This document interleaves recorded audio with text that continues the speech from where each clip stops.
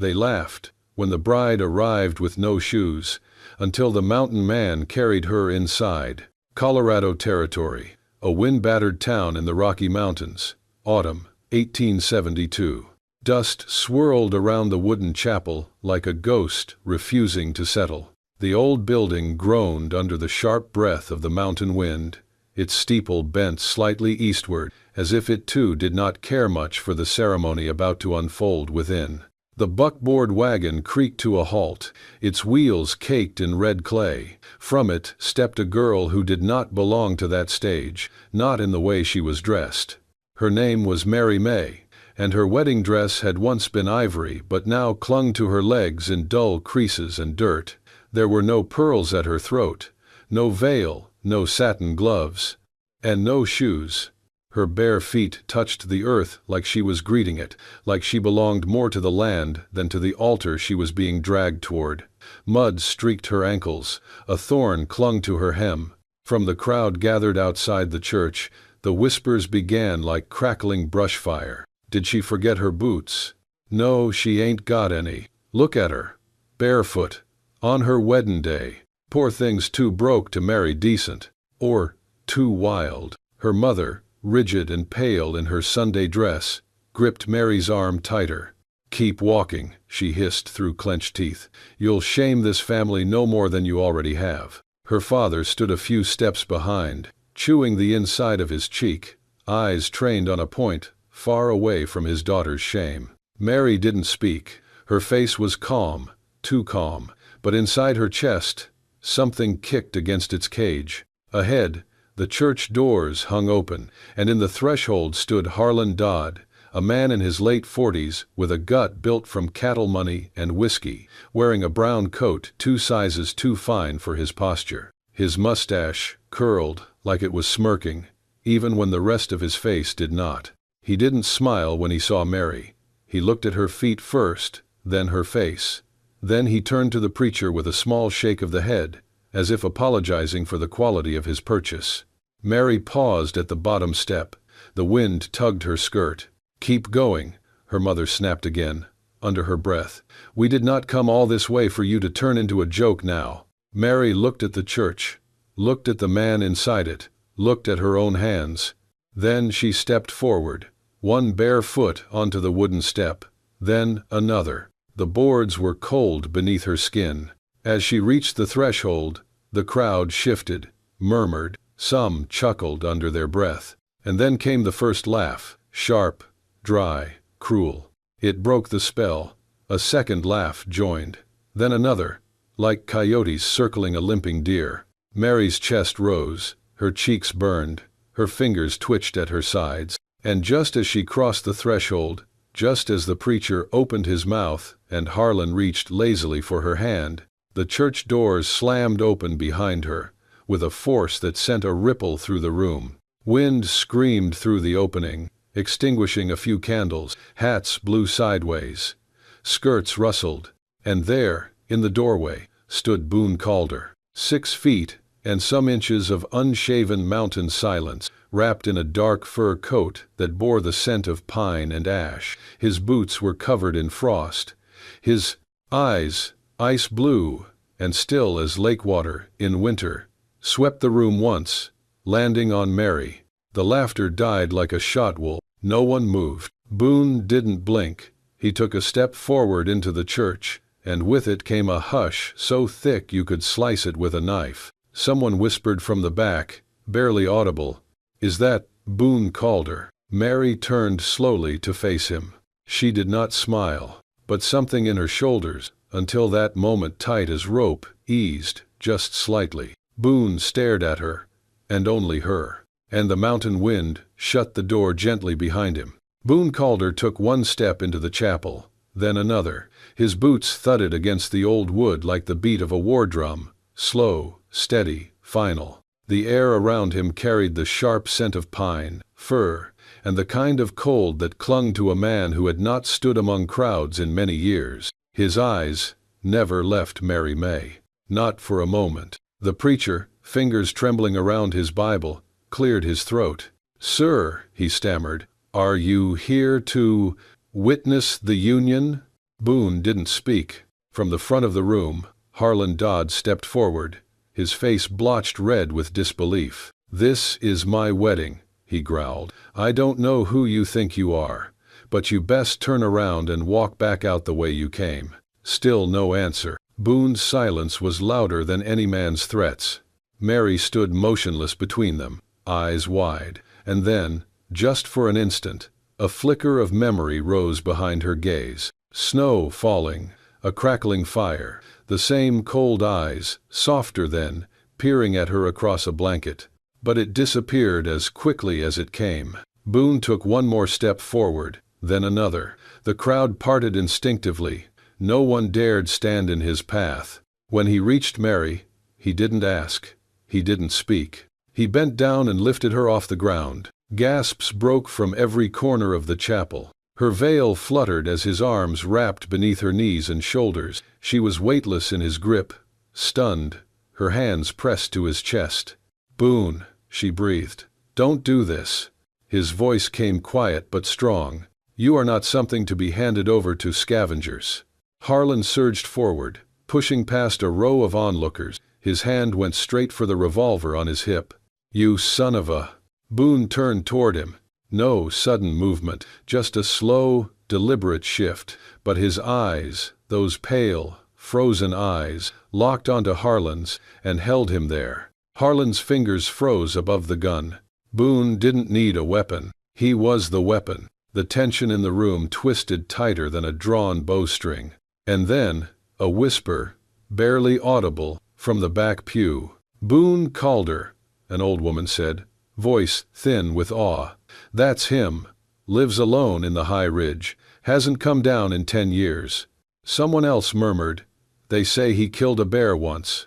Bare hands. Never said a word about it." The crowd, once smug and judgmental, now stood still as fence posts, eyes darting from Boone to Mary, to the useless preacher. Mary looked up at Boone. She should have felt fear, but she didn't, only warmth, and a strange, aching calm. Boone turned away from the altar, from the preacher, from Harlan's stunned silence and the weight of the town's eyes. He walked toward the chapel doors, with Mary in his arms. No one dared stop him. At the threshold, wind pressed in once more, whistling through the open doors. He stepped outside, and behind him, no one laughed. Boone Calder swung her up onto the saddle like she weighed no more than a bag of pine shavings. The leather creaked beneath her as she steadied herself, fingers gripping the worn horn of the saddle. Her heart was still galloping in her chest, louder than the wind in her ears. The crowd behind them had vanished into the darkness. The chapel lights faded behind the trees as Boone mounted the horse behind her. He gave no call, no whip of the reins, just a soft click of the tongue, and the horse began to move. Mary's breath fogged in the cold air. She looked straight ahead, the forest swallowing them tree by tree. Branches reached like fingers across their path. Dried leaves crunched beneath the hooves. "Finally," she asked, her voice trembling, "why did you do that?" Boone's voice came from behind her, close and steady. "Were you planning to spend the rest of your life in a cage?" She didn't answer, but her throat tightened, and her hands gripped the saddle tighter. They rode deeper into the woods. No moon, only the stars above, distant, indifferent witnesses. The only sounds were the wind threading through pine, the snort of the horse, and the rhythm of hooves striking frozen earth. Mary closed her eyes and remembered. The parlor lesson, the stiff corsets, the way her mother slapped her wrist for stitching imperfectly. The books taken away from her when they were not ladylike. The boy she once loved, John Teller, the son of a farrier, sent away with a threat the moment her father found out. She had been taught to smile, to sit, to serve, but never to want. The silence between her and Boone was not comfortable. It was charged, heavy with what was not said. He didn't touch her, didn't look at her the way men usually did, but there was a tension in his stillness, a watchfulness, as if he were always one breath from turning into something feral. Like a wolf raised too long in solitude. Hours passed. The cold deepened. At last, Boone slowed the horse near a bend in a creek. The water was half frozen, edges crusted with ice. He dismounted without a word, then helped her down. Mary's legs wobbled. Her bare feet were numb. Boone offered her his coat. She hesitated, then took it. He moved with quiet precision, gathering branches, striking flint, building a fire. She sat across from him, hugging her knees beneath the coat. The flames licked upward, casting flickers of gold on his face. He said nothing. She stared into the fire, her thoughts loud, her chest louder. Then, while Boone's back was turned, she ran. She didn't know where she was going, just away, anywhere but here. But after 3 steps, snap! Pain shot up her right leg like lightning. She collapsed with a cry, her foot caught in a crude metal snare hidden beneath the leaves. Boone was beside her in seconds. His knife was out, slicing through the trap before she could scream again. He picked her up, cradling her to his chest as if she were fragile glass, and carried her back to the fire. She thrashed weakly. "Why do you care?" His jaw clenched, his eyes burned, but not with anger. "Because," he said, kneeling beside her, "you were the only thing that ever made me feel human again." His voice cracked, not loudly, not dramatically, but just enough to shatter the silence between them. Mary's breath hitched. She looked at him, truly looked, and, for the first time, realized she knew nothing about the man who had just saved her. Again. And she couldn't look away. The cabin was nestled in a grove of spruce, half swallowed by brush and shadow, invisible unless you knew exactly where to look. It leaned a little to the left but stood firm, built by hand, not for comfort, but for survival. Inside, the scent of pine smoke, iron from the fire grate, and a faint touch of roasted meat hung in the air. A pot simmered slowly above the flames. Somewhere outside, a stream murmured under the ice. Mary sat on a cot made of thick wool and elk hide, her legs stretched out in front of her. The trap had torn the skin, but Boone had wrapped the wound with steady hands and clean linen. He hadn't spoken much since. Now he crouched near the fire, stirring the pot with the back end of a hunting knife. His coat was tossed over a chair. His shirt sleeves were rolled up, revealing scarred forearms browned by weather and time. He glanced at her foot again. "It'll bruise, maybe swell, but it ain't broken." She nodded stiffly. "Thank you." He didn't answer. Instead, he moved to the corner, picked up her torn dress, mud-streaked and bloodied at the hem, and began to stitch it back together with a coarse needle and sinew. Mary watched him, carefully. He did not leer at her, did not gawk. He worked with focus, the same way he handled wood or meat or iron, as if fixing her dress was just part of fixing the world. Her suspicion faded just slightly. Still, she didn't relax. Not fully. When the food was done, he spooned some into a tin bowl and placed it near her, then tossed a small pouch of dried berries and nuts beside it. "Eat," he said. She took the bowl, tasted the stew. It was rabbit, lean but tender. She ate slowly, eyes never quite leaving him. When she finished, Boone stood and reached for a thick fur blanket. He walked over and handed it to her, then turned and walked straight out the door. Mary blinked. She listened as his boots crunched through the snow, then stopped. She crawled carefully to the window and peered out. Boone had laid himself out on a slab of stone near the stream, arms crossed behind his head. He was looking up at the stars. The blanket in her lap was warm. She curled up on the cot. But sleep didn't come. Her eyes drifted around the cabin. Everything was neat, strangely so. Tools hung in perfect order on the walls. The firewood stack was cut even. The table had one chair and one place setting. Then, something caught her eye. A sketch, pinned to a wooden beam above a small writing table. Charcoal on parchment, faint, rough. But the shape, the posture, the eyes. It was her. Mary rose slowly and limped over. Her heart thudded. The drawing showed a woman curled in a blanket, asleep, her hair tangled, her brow furrowed. She recognized that moment. It was the night she nearly froze to death. Her hand trembled as she reached for the edge of the table. There, half open, was a small wooden chest. She lifted the lid. and stopped breathing. Inside was a folded piece of cloth, a scarf, once red, now dulled with age, edges frayed. Her mother's scarf, the same one she had wrapped around her neck during that storm, the one she had lost, the one she hadn't seen in over a year. Mary stood frozen. The fire cracked behind her. The wind whispered beneath the door. She closed the lid gently, backed away, sat on the edge of the bed. Her throat tightened, her eyes burned. Everything she had believed about Boone, about the man who stormed her wedding and stole her from disgrace, shifted. He had not just taken her. He had saved her once before, and she had forgotten him. Mary's fingers trembled as she held the scarf. It was her mother's wool, once a deep crimson, now dulled and weathered. Her initials, M.M., were still barely visible in the corner, stitched by hand when she was a child. She hadn't seen it in over a year.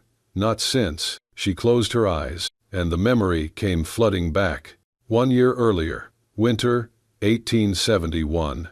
The snowstorm had come fast, mean, and blinding. The wind screamed through the trees as Mary staggered deeper into the forest, clutching a small satchel of herbs she had gathered from the low thicket.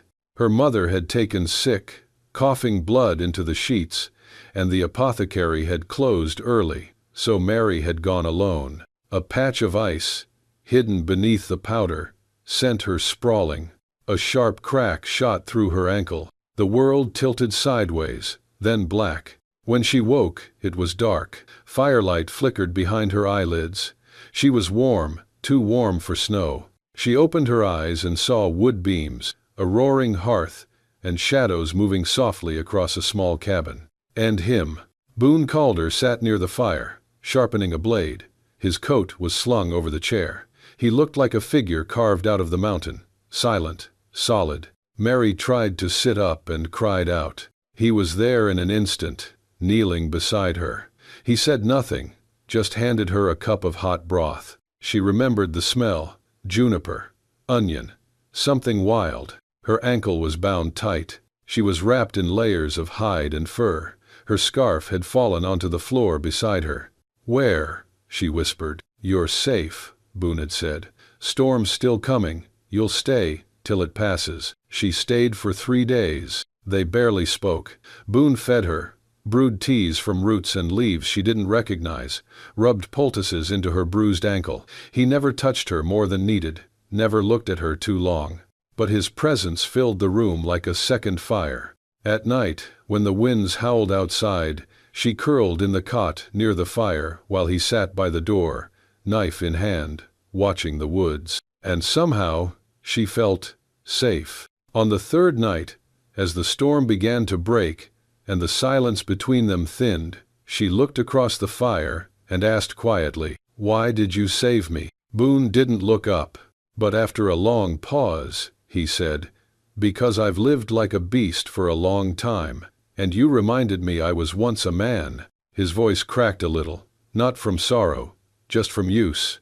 She didn't know what to say, but the words stuck with her. The next morning, the skies cleared. Boone helped her to her feet, and she limped back toward town, with the herbs still tucked in her bag. At the edge of the forest, before she left, she had turned to him and said, "I'll come back." He had only nodded, but she never did, because that very night, when her parents found out where she had been, they locked her in her room, called her wicked, shameful, unfit for marriage if word got out.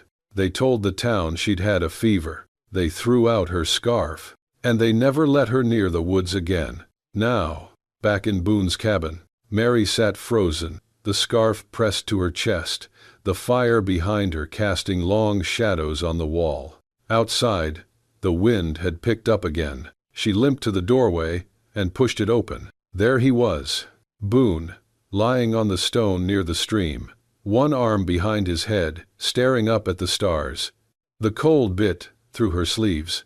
She looked at him, really looked, at the man who had saved her once, had waited, had been forgotten, and then, tonight, had walked into a church and carried her out like a promise made flesh. Her voice cracked as she whispered, "I'm sorry, I forgot." He did not move. But the wind carried her words all the same, and inside her, something cracked, not from guilt, but from the sudden, overwhelming memory of what it felt like to be seen and never judged.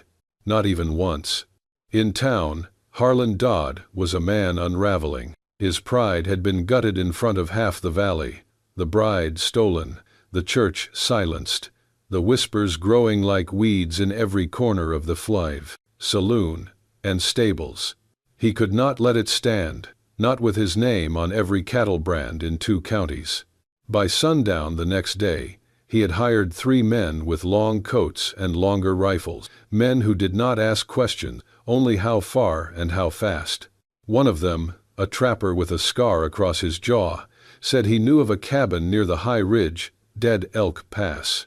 "There's a stream that runs under the bluff," the trapper added. "Used to be an old hunter's place. Ain't seen no smoke there in years, but he might have gone back to it." "Then we ride tonight," Harlan spat. In the forest, Boone noticed the prints almost at once. They weren't fresh, but fresh enough to worry him. The snow was disturbed near the trailhead, 4 sets of boots. Not local hunters, too heavy, too fast. He doubled back toward the cabin, face grim. Inside, Mary was tending to the fire. She looked up when he entered. "We don't have much time," Boone said. "They're coming." Her heart seized. He crouched near the hearth, grabbed a piece of charcoal, and began to sketch crude shapes on the floor. The trail, the stream, the high ridge. "If I don't come back," he said, "you head north, follow the creek. It'll split near the stone arch. Keep left, there's a cave near the waterline. Hide there till nightfall." Mary's voice cracked. "Don't say that. Don't talk like you won't come back." Boone looked at her then, really looked, and something in his eyes softened, but he stood and walked to the door. The sun had vanished. Night crept through the trees like a thief. He left without another word. She found the message an hour later. 3 stones on the doorstep, shaped like an arrow pointing north. Beneath them, scratched faintly into bark, "Run only if I fall." Mary paced the cabin, breath short, then grabbed her boots, the only pair she had, and slipped outside into the cold. She would not wait again. The gunshots came just before dawn. A sharp crack echoed across the ridge, then another.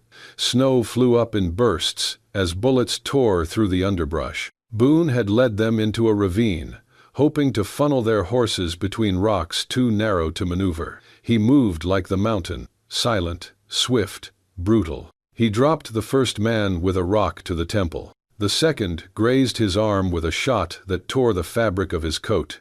Then Harlan appeared, his face red, eyes wild, teeth clenched in fury.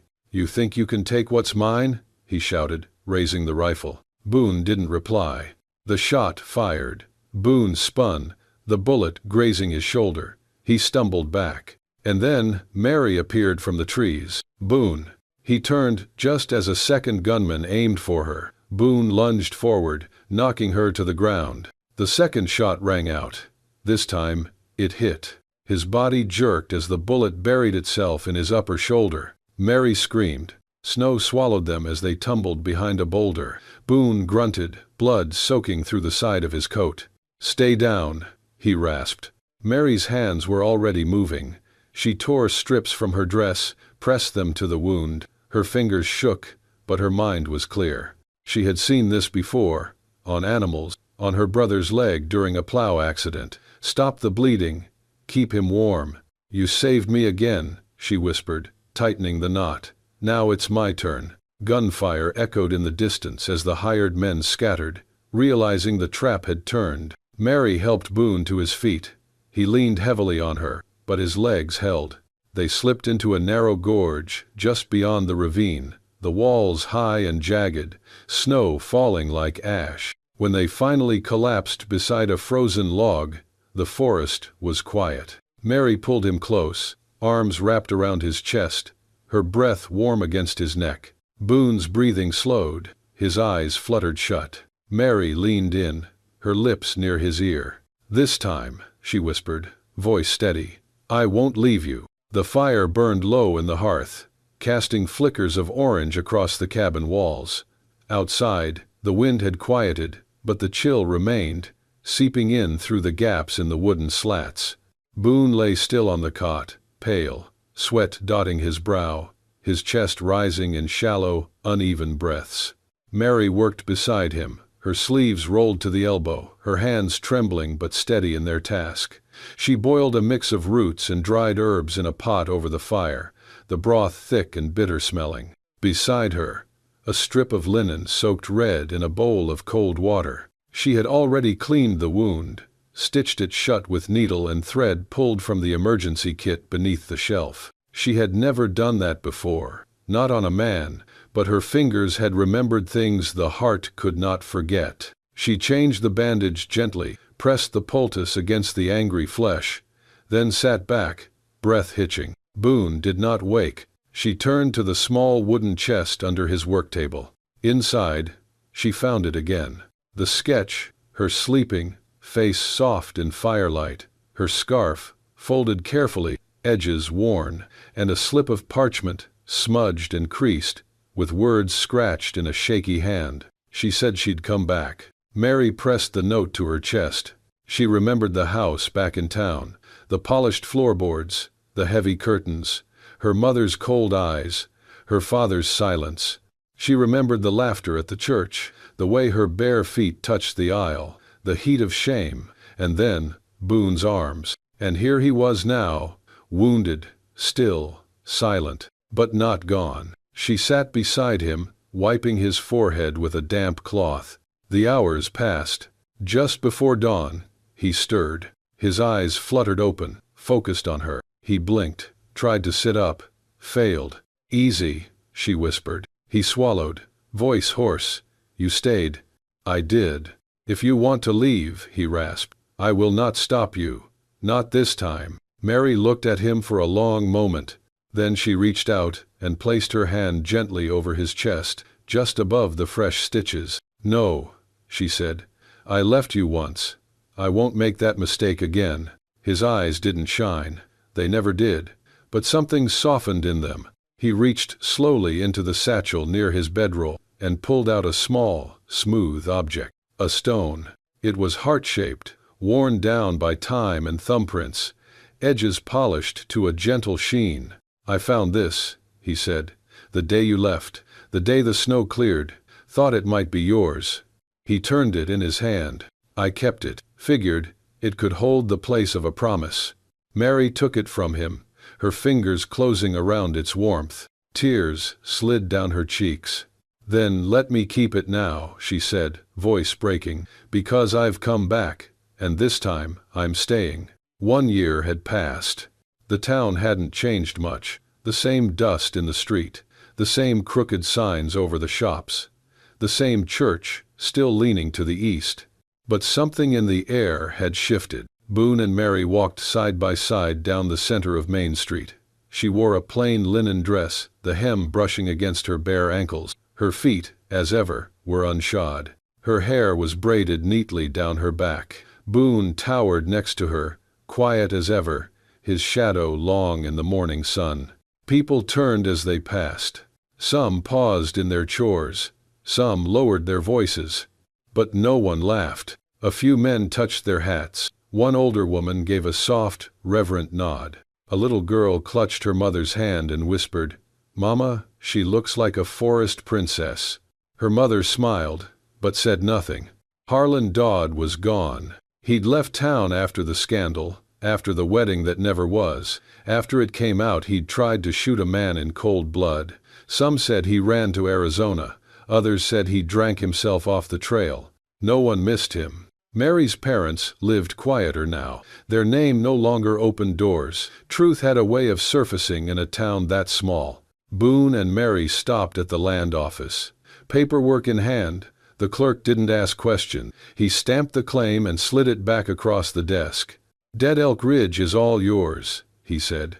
"Good luck up there." Boone nodded. They didn't linger. Instead, they walked to the edge of town, to the church. It stood silent, unused for nearly a year. Dust on the pews, cobwebs in the corners, but the altar still stood, and the stained glass caught the light just the same. Boone pushed the door open, and Mary stepped inside, cradling a small bundle in her arms. Their daughter. The infant stirred, but did not cry. A new preacher stood waiting, a young man from the valley, hands folded in quiet reverence.